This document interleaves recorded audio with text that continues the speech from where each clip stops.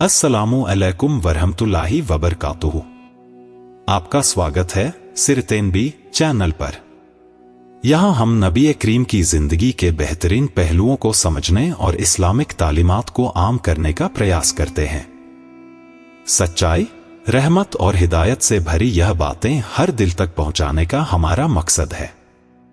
आइए साथ मिलकर अल्लाह और उसके रसूल के बताए रास्ते पर चलें।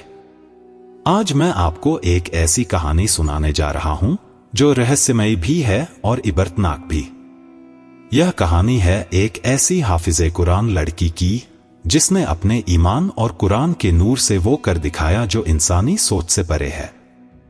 लेकिन इस कहानी में ऐसा क्या हुआ कि उसकी शादी एक सांप से हो गई?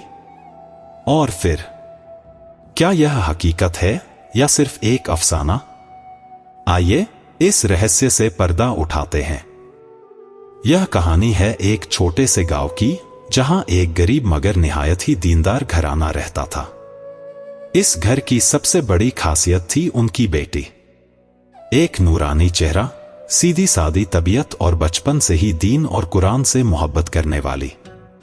इस बच्ची का नाम था आयशा। बचपन से ही आयशा को कुरान से गहरा लगाव था।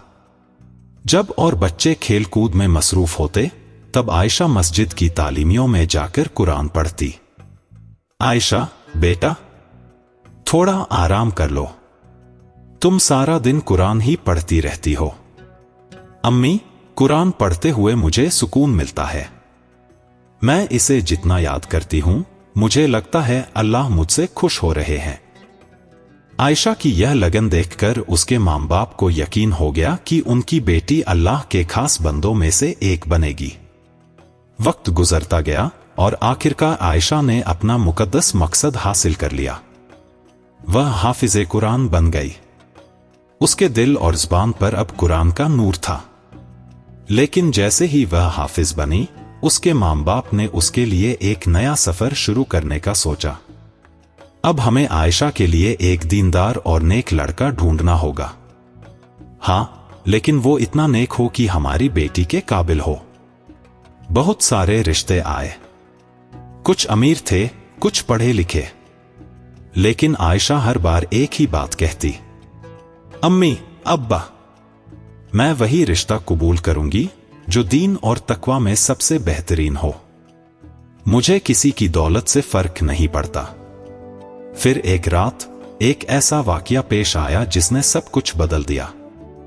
आयशा के माँ बाप ने एक अजीब ख्वाब देखा।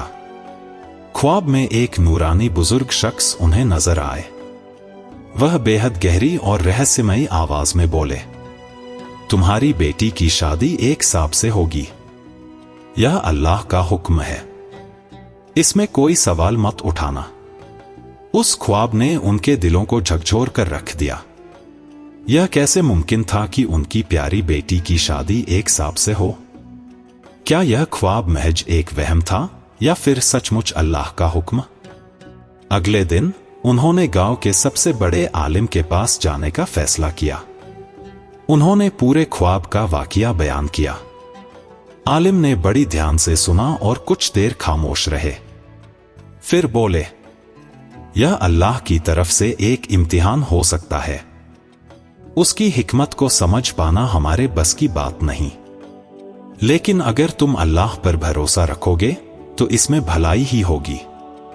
उनकी बातों से आयशा के माँ बाप का दिल थोड़ा हल्का हुआ। उन्होंने फैसला कर लिया कि वे अल्लाह के इस हुक्म को कबूल करेंगे। फिर वह दिन आ गया जिसका किसी को यकीन नहीं था। शादी की पूरी तैयारी हो चुकी थी। लेकिन जब लोग दूल्हे को देखने आए तो उनकी आंखें फैल गईं। वहां सच में एक बड़ा सांप मौजूद था। यह क्या हो रहा है? क्या यह मुमकिन है?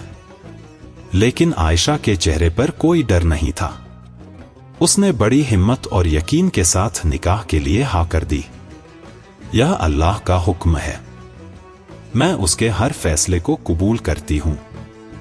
जैसे ही निकाह का आखिरी लफ्ज पूरा हुआ, कुछ ऐसा हुआ जिसने हर किसी को हैरान कर दिया। वह सांप अचानक एक नूरानी इंसान में बदल गया। उसकी आंखों से आंसू बह रहे थे। वह फूट फूट कर रोने लगा और कहने लगा, मैं एक जिन था जो गुनाहों की सजा में सांप बना दिया गया था, लेकिन इस लड़की के कुरान के नूर और उसकी दुआओं ने मुझे बदल दिया। अल्लाह ने मुझे माफ कर दिया और मेरी असली शक्ल लौटा दी। उस वाक़ये ने हर किसी का दिल दहला दिया। हर कोई अल्लाह की कुदरत और कुरान के असर पर ईमान ले आया। यह कहानी हमें एक बड़ा सबक देती है। एक, कुरान का नूर और तालीम इंसानी जिंदगियों में चमत्कार ला सकता है। 2, हर आजमाइश में अल्लाह की हिकमत छुपी होती है। 3, दुआओं में वो ताकत है जो असंभव को संभव बना सकती है। यह थी अल्लाह की कुदरत की एक झलक। अपने दिल को कुरान और अल्लाह के नूर से रोशन कीजिए। अगली कहानी तक आपका मेजबान नूर अहमद।